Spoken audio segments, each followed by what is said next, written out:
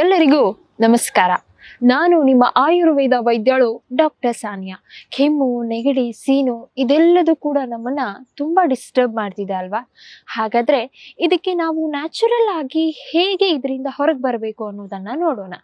ಲಿಂಗ ಮುದ್ರೆ, ಈ ಮುದ್ರೆಯನ್ನ ಮಾಡೋದ್ರಿಂದ ಏನಾಗುತ್ತೆ, ನಿಮ್ಮ ಕೆಮ್ಮು, ನೆಗಡಿ, ಸೀನು ಇದ್ರ ಜೊತೆಗೆ ಇಮ್ಯುನಿಟಿ ಪವರ್ ಕೂಡ ಜಾಸ್ತಿ ಆಗ್ತಾ ಬರುತ್ತೆ.